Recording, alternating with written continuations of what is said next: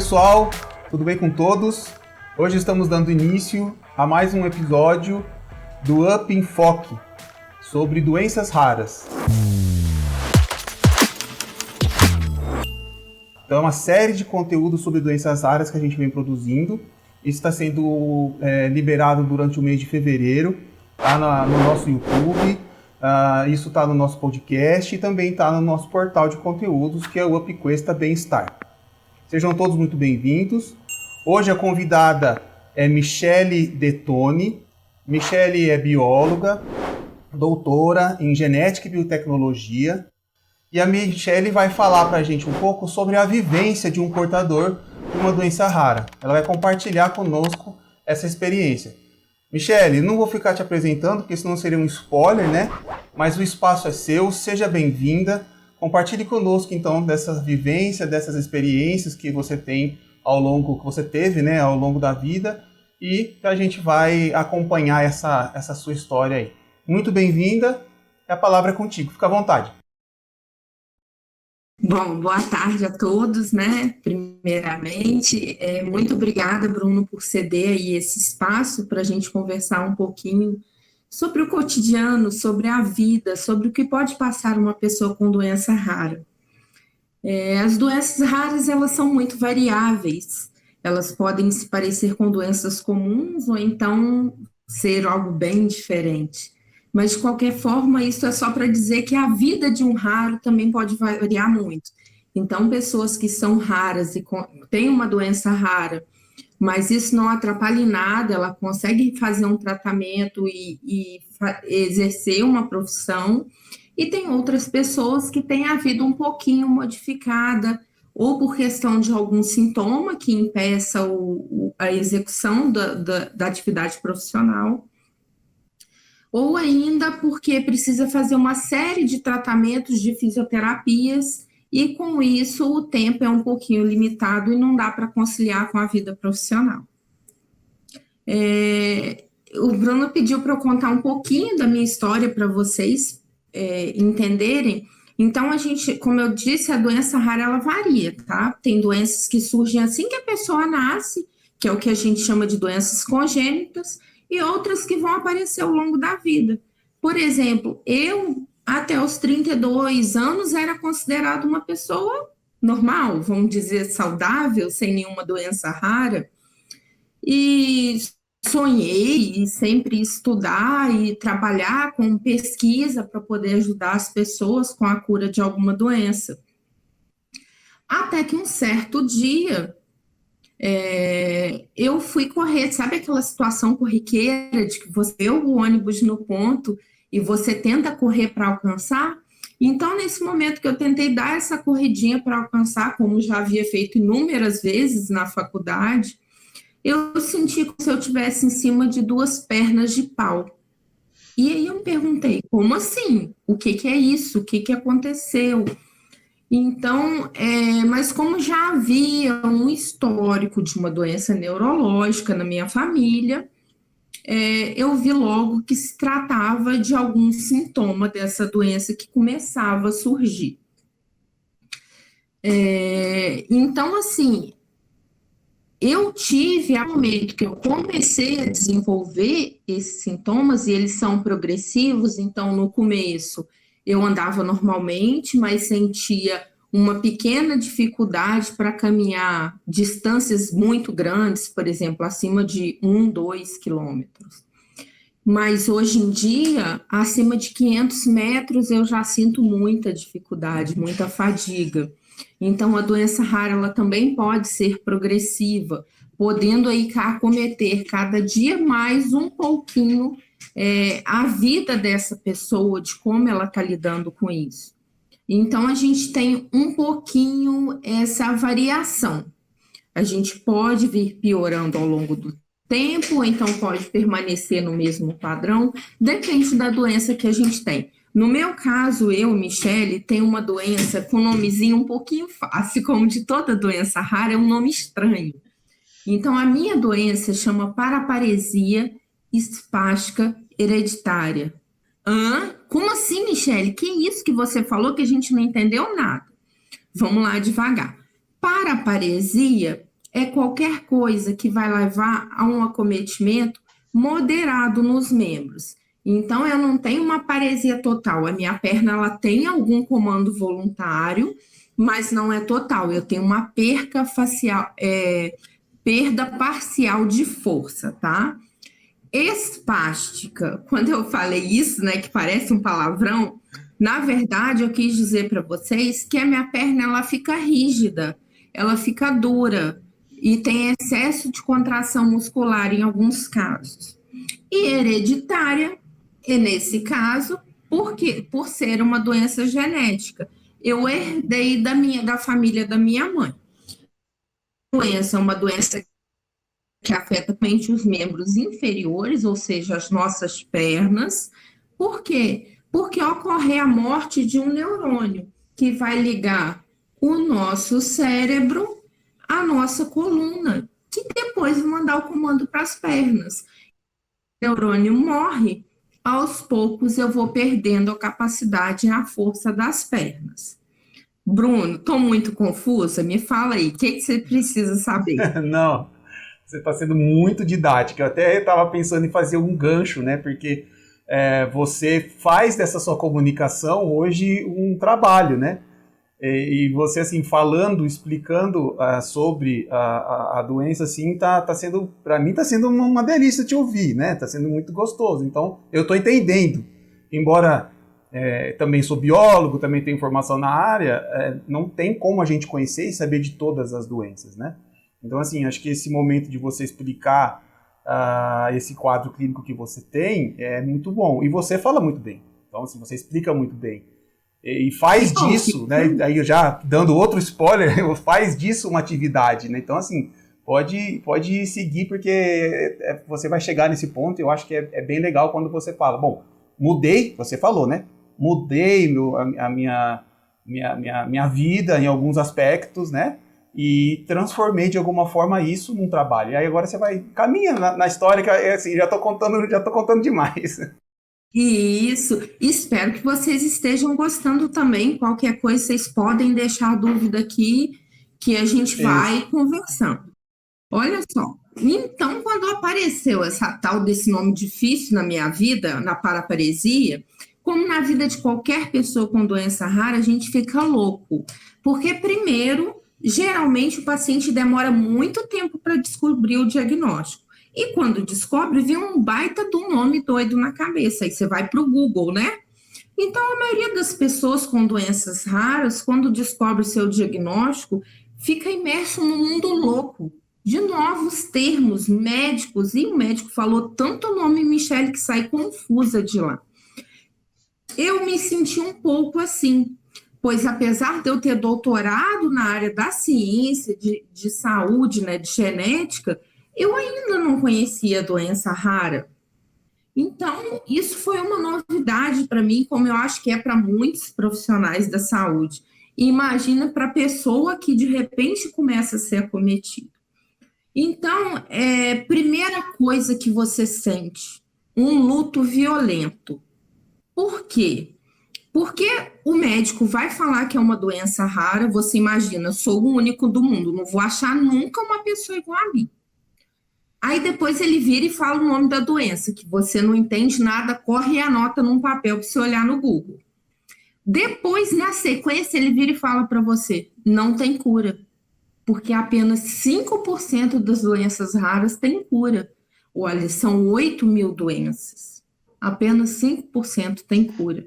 Então você fala assim, já era, tô lascado, sou único, não tem ninguém para eu conversar sobre isso, porque ninguém vai ter, é raro, e não tem cura. Minha vida acabou, não vai sobrar nada. E quando a gente entra nesse luto, a gente entende também que a gente se sente um pouco inútil. Ó, não vou servir para nada porque eu tô sentindo dor. Vou colocar meu caso. Eu tô sentindo dor, não vou nunca exercer a profissão que eu sonhei. Num laboratório de pesquisa, eu precisava ficar 8, 10, 12, 14 horas em pé na bancada, ou às vezes sentada na frente de um computador lendo artigos. Tenho dor, isso não é mais para mim. E aí?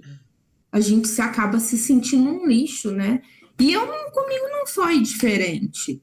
Não é por ser da área da saúde que foi mais fácil. Isso me abalou muito, e principalmente quando esses sintomas eles começaram a progredir e a limitar as minhas atividades diárias.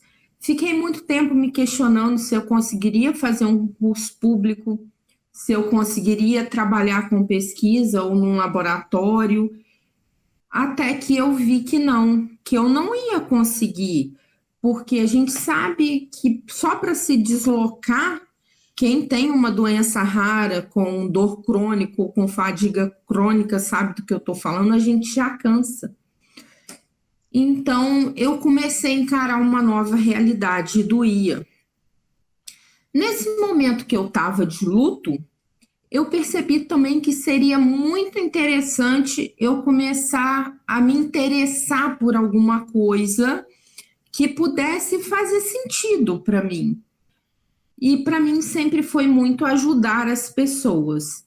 Assim, a gente participou de um grupo onde a gente conheceu muitas pessoas que tinham paraparesia espástica. Então, eu vou contar para você, todo raro, ele não é único. Você vai achar outras pessoas que passam pela mesma experiência que você. Seja, mesmo que não seja com uma doença rara, que você tenha algum problema com outra questão, existem grupos onde você pode trocar experiências, isso ajuda muito. Aí a gente fundou uma associação chamada ASPE Brasil, que é a Associação de Paraparesia Espástica Hereditária do Brasil. Então, nós criamos a Associação da Minha Doença. E nós começamos a perceber que as pessoas tinham muitas dúvidas em termos científicos. E isso me fez bem, né? Poder ajudar, poder usar aquele conhecimento que eu tinha adquirido. Isso me fez até respirar. Então, é uma coisa muito bacana. E eu comecei desse lado, olhando a ONG, ajudando, até que certo dia eu fui fazer um curso, até focado em ONGs, para poder saber como eu podia ajudar. E conheci uma pessoa linda, chamada Marília Castelo Branco. Marília estava ministrando o curso, nós conversamos um pouco, mas eu ainda estava vivendo aquele luto, compartilhei com ela, e ela me contou o trabalho que ela faz, que é dar suporte às famílias de pessoas que têm a trissomia do cromossomo 18. Eita, Michele, tá ficando confuso.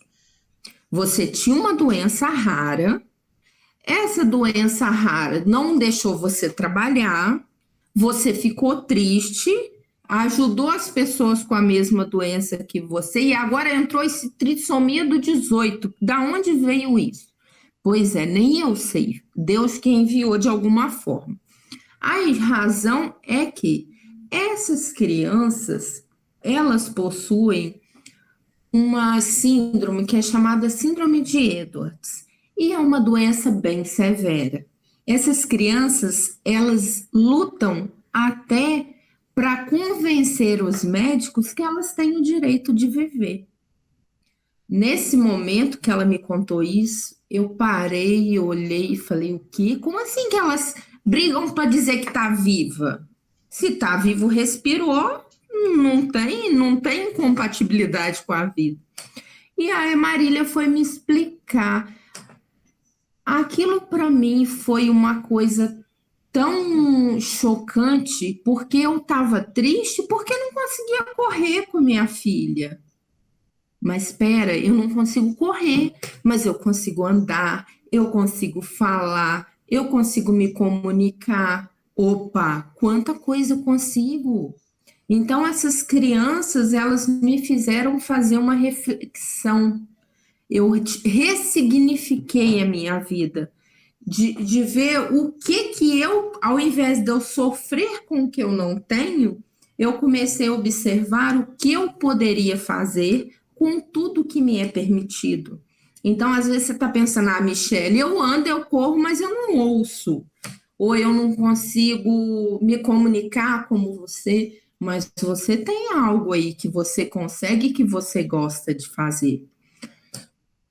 Então, muito pensando nisso, eu pensei, opa, e a Marília, numa conversa, a Marília me falou que no Canadá existe uma profissão que é o médico dá um laudo, dá um diagnóstico e existe uma pessoa para traduzir isso para a família de uma maneira que a família consegue entender. Eu falei, opa, não é isso que eu estou fazendo, porque as pessoas que têm a minha doença ou que têm a síndrome de Edwards já estão vindo a mim pedindo para entender o que o médico falou. Então, peraí, criei um projeto. Esse projeto intitulado Ciência Rara, ele começou com uma página no Facebook, onde eu acho que foi em abril de 2019, eu já até me perdi com essa pandemia, acho que foi abril de 2019 ou abril de 2018, alguma coisa assim. E eu comecei com o projeto Ciência Rara, onde existem dois personagens, geralmente é a Michele mais um, conversando sobre algum termo científico ou conversando sobre alguma doença rara de uma maneira mais acessível. Então, eu acredito, se vocês me perguntarem hoje o que é a doença rara para mim, a doença rara para mim é um ressignificar da vida. Ela não veio só como um peso, ela não veio só com dores. Hoje, eu posso me considerar uma pessoa grata. Michele, mas grata por ter uma doença rara?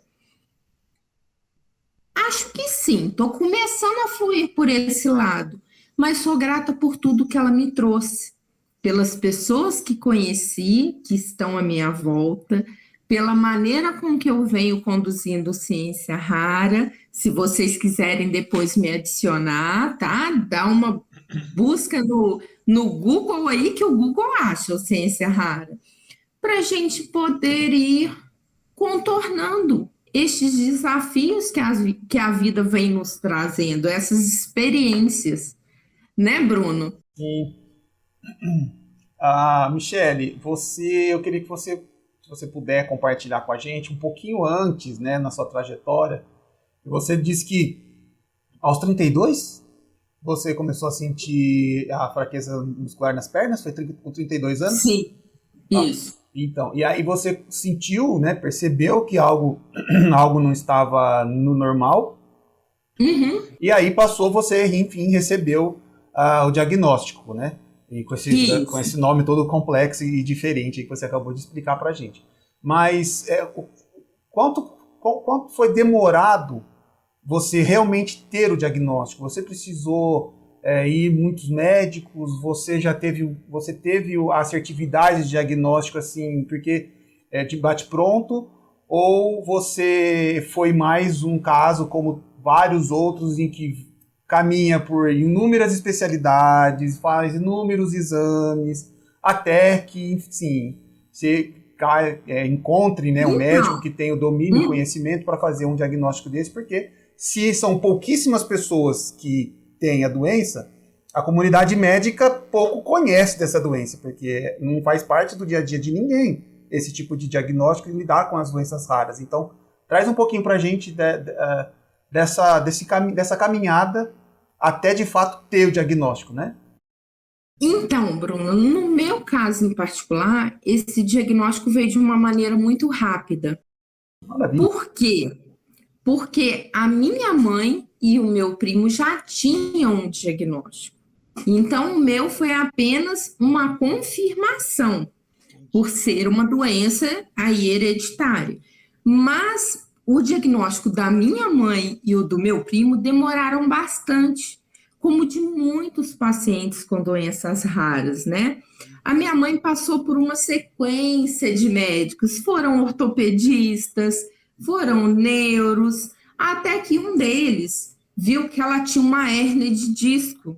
e falou: Olha, senhora, a senhora não está andando bem porque a sua coluna, um dos ossinhos da sua coluna, tá com um probleminha, que eles tinham que ter uma massinha entre eles para segurar o nervo, mas não está tendo, então eles estão batendo e apertando o nervo.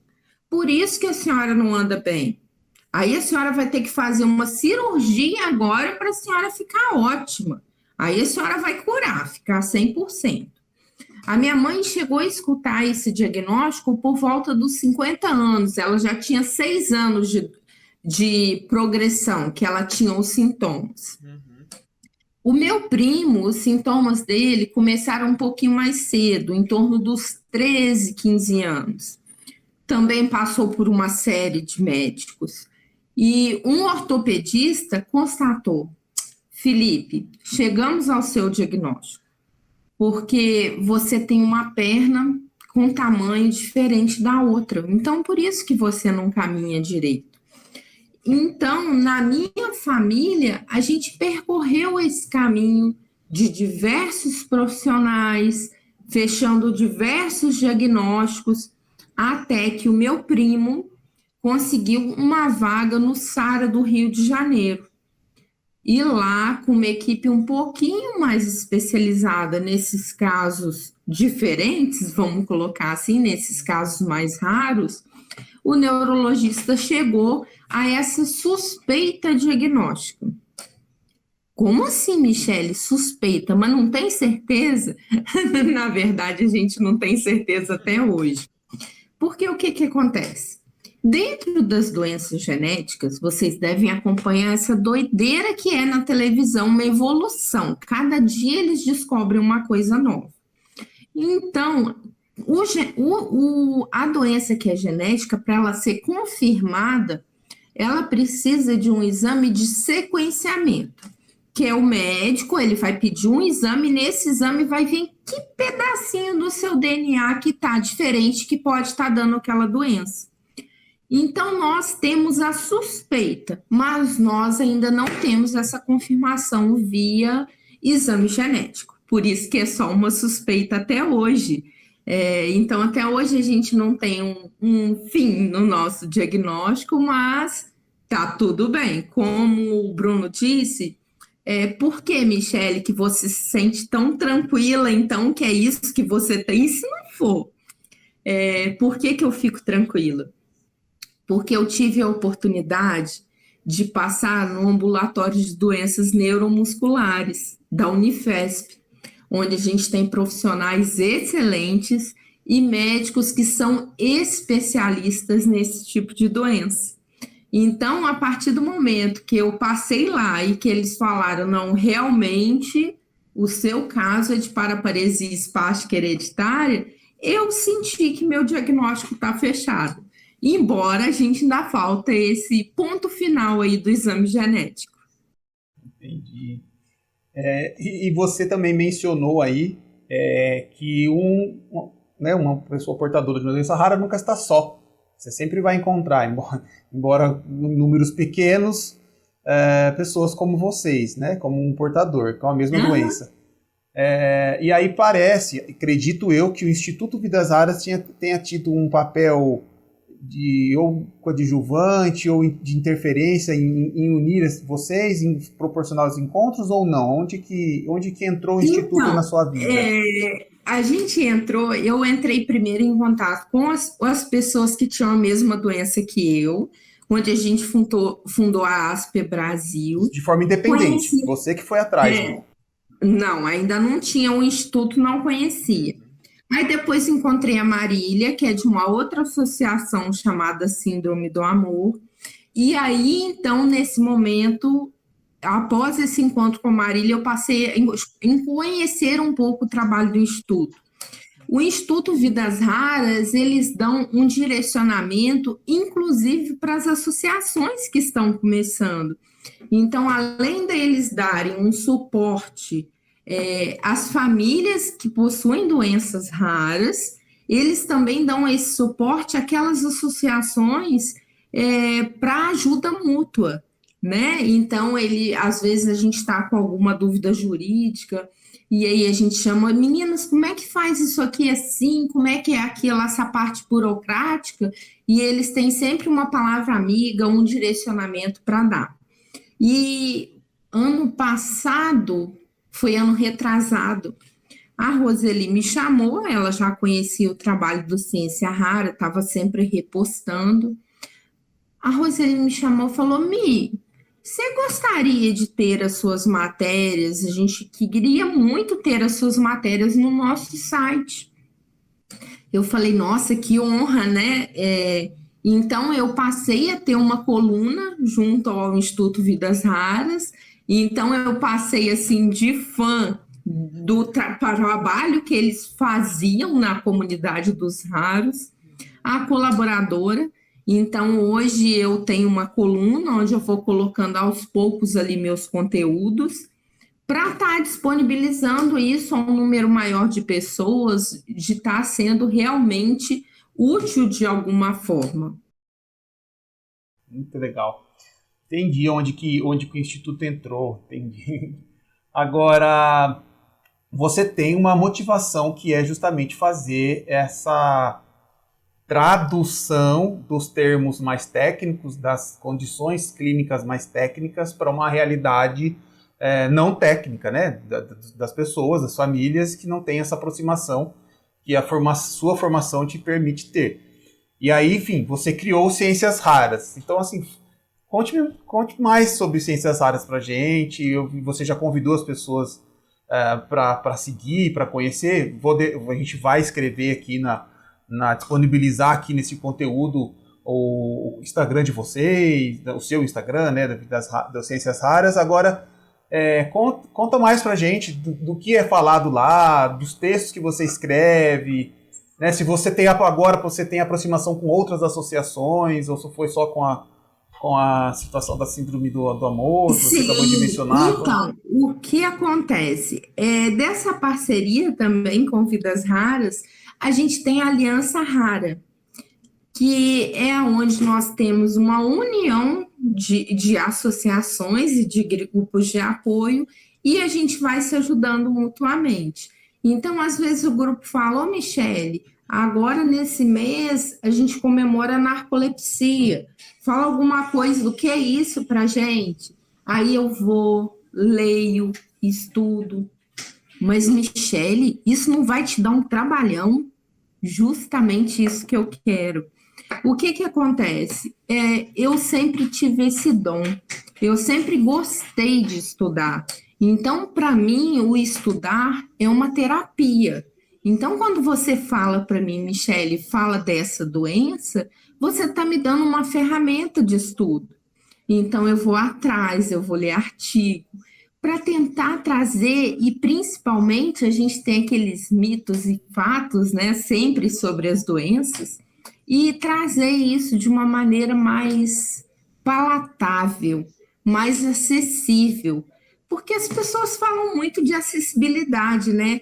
Mas a gente precisa se parar um pouquinho para pensar. Essa atividade, essa acessibilidade, ela não é só física, não é só o cadeirante que precisa da rampa, não é só a gestante, não é só a mãe com o neném. Essa acessibilidade, ela vai além do físico. Ela vai também na comunicação. Porque muitas vezes a gente sai daquele consultório com mais dúvida do que entrou. Tudo bem que o médico, ele entendeu o que a gente tem. Ele entendeu qual que é o tratamento. Mas muitas vezes a gente não vê sentido naquele tratamento porque o médico falou que não tem cura, né? Então, quando a gente entende um pouquinho mais da doença, de repente isso facilita a compreensão da família do tratamento. Michele, mas você está o tempo todo falando que não tem cura. E para que tratamento, então? Ah, pode não ter cura, mas o tratamento, na maioria deles, é inclusive não medicamentoso, e ele traz uma melhora na qualidade de vida dessas famílias. Por exemplo, o meu tratamento é o Ciência Rara. Desde então, minha depressão foi embora, porque eu me sinto útil em ajudar as pessoas. Então, cada qual vai ter que ir procurando. Claro, a gente tem os medicamentos que o médico passa, a gente tem o tratamento que é a fisioterapia, em alguns casos outras terapias, mas a gente tem que sempre procurar essa nossa válvula de escape. E o Ciência Rara, para mim, é isso. E fico muito feliz de poder estar falando um pouquinho de ciência de uma maneira mais, de uma maneira que você entende. Palpável. De uma maneira que você entende. Assim, então, Michele, que tipo de ciência que você fala lá? Eu falo de termos que estão relacionados diretamente às famílias com doenças raras. Por exemplo, às vezes o médico fala para você que a sua doença é genética. O que isso quer dizer? Então, a gente tem lá um texto falando de doença genética. Às vezes o médico fala para você que teve uma mutação no seu DNA. Eita, caramba, sou um mutante, vou ficar verde amanhã quando eu pegar sol. Nada disso. Vai lá entender o que é mutação. Você vai ver que não tem nada demais. Você é um ser humano como qualquer outro, né? Todos somos diferentes. Então, a gente vai começando a entender um pouquinho o universo no qual a gente está e entender que nada é aquele bicho de 10 cabeças. São apenas termos diferentes e que podem ser colocados de uma maneira mais fácil, mais compreensível. Maravilha, maravilha. Nossa, Michele, eu fico pensando assim, você tem um propósito, né? Você teve um propósito e está desenvolvendo esse propósito, né? Que é essa comunicação para quem realmente precisa. Eu acho que da sua resignificação, talvez você tenha tido essa percepção, né, de como você pôde se ajudar, porque você diz que isso é uma terapia, e de qualquer forma ajudar, né, as outras pessoas. Eu costumo fazer uma pergunta aos entrevistados sobre inspiração, né? O que motiva, o que inspira aquele profissional que eu estou entrevistando, seja um médico, um assistente social, enfim, gestor de alguma instituição, que inspira essa pessoa, né, a trabalhar em prol dos portadores de doenças raras. Acho que assim, a sua história nos inspiram, né? Porque eu acho que você ter tido esses momentos e ter esse olhar para si, né? E para os demais, eu acho que inspira qualquer um que está ouvindo a sua biografia aqui. Então eu não vou fazer para você essa pergunta, porque você já é uma inspiração.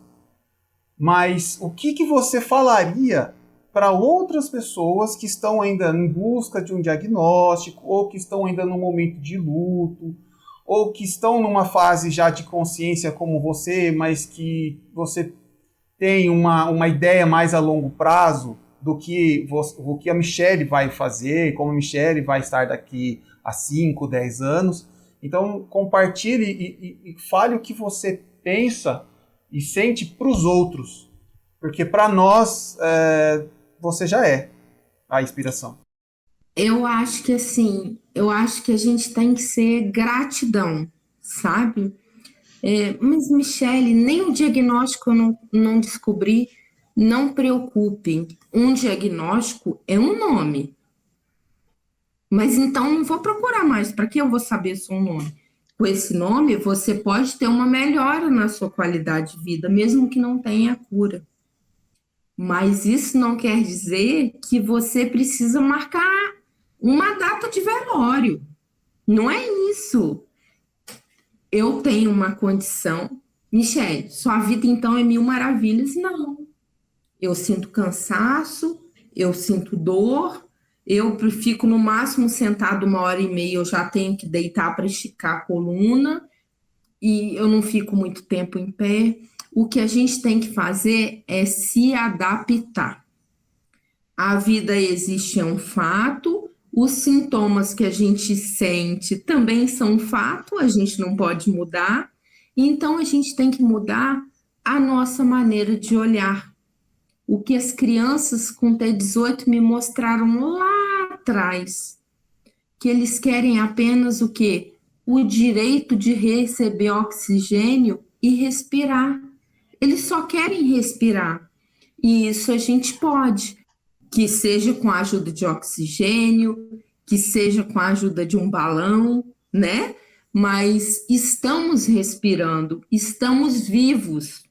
E enquanto vida, vamos ver o que nos faz bem, se é fazer um tricô, se é fazer um ponto cruz, se é conversar, se é visitar um asilo, se é visitar um orfanato, algo que te faça bem, te faça sentir útil. De repente, é tomar conta de um neto, tomar conta de um sobrinho, brincar com um cachorro. Então, a vida está aí, cheia de experiências, umas boas, outras não tão boas, mas que tenhamos os olhos para enxergar a melhor maneira de viver tudo isso. Eu acho que é por aí. Lindo, né? Maravilha, maravilha. Nossa, Michele, eu estou extremamente grato por estar te ouvindo, né? Eu espero que esse vídeo e esse áudio, enfim, a forma com que a gente vai disponibilizar esse conteúdo para as pessoas, eu acho que eu tenho a expectativa e gostaria muito que muitas pessoas tivessem acesso a isso, né? Acho que esse é o nosso papel, uma vez que a Iclora como empresa, né, a gente mentaliza um projeto, a empresa que tá fazendo, né, essa série de conteúdos é formada por pessoas da área da saúde, então eu sou biólogo, também sou geneticista, outra pessoa responsável pela empresa também é biomédica, então somos da área da saúde, por isso tivemos essa iniciativa, por isso queremos que isso chegue a muitas pessoas, né? E assim, a sua experiência, a sua vivência, o seu olhar, né? O como que você lidou, trabalha com isso diariamente, se inspira e para inspirar outros, eu acho que gostaria que tivesse sim, disponibilidade e acesso a inúmeras pessoas, sem limite, né? Tentaremos fazer o máximo para isso. Vou voltar a falar para você, se você quiser ponderar mais alguma coisa, trazer para a gente mais alguma inspiração, mais alguma motivação que você teve nessa jornada, para a gente encerrar o nosso bate-papo. É só realmente agradecer pela oportunidade de estar expondo essa história para que, de repente, toque o coração de alguma pessoa, né? Uma pessoinha que se tocar já é muito bom, para que possamos continuar a caminhada, porque a vida é assim, cheia de experiências e vamos caminhando juntos. É o que você falou. A gente nunca está sozinho, sempre tem uma pessoa. Ah, Michele, como é que eu vou saber onde essa pessoa tá? Dá um pulinho lá no meu Instagram, coloca lá, me cutuca, Michele, meu problema é esse, assim. Da onde que eu vou achar mais gente igual? Cutuca lá que a gente dá um jeito de colocar você em contato com alguém. Sensacional. Bom, eu vou deixar os seus contatos, tá, da página, tá, na descrição aqui. Né, você já fez o convite, eu gostaria também, né, de que as pessoas conhecessem o seu trabalho, tivessem acesso ao seu conteúdo, que ele também é muito informativo. É um trabalho que precisa, a gente que é da área sabe o quanto é difícil essa comunicação. Né? Então, parabéns pela sua iniciativa de tentar fazer essa tradução. Eu falo tradução, mas é tentar simplificar, trazer para a nossa realidade, para a realidade do leigo, coisas tão importantes sobre a própria doença, né, que a pessoa tem, ou para o contexto que ela vive.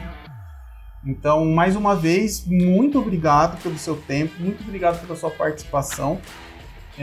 Estamos finalizando esse episódio do Up em Foco, né, mais um conteúdo sobre uma doença rara. Hoje foi compartilhada a vivência de uma portadora de uma doença rara, que é a Michele Detoni. E esse conteúdo ele é produzido pela empresa Eleven Up e tem o apoio do Amox Lab e da Centodin. Um abraço, eu sou Bruno Gamba, Head de Negócios da Eleven Up.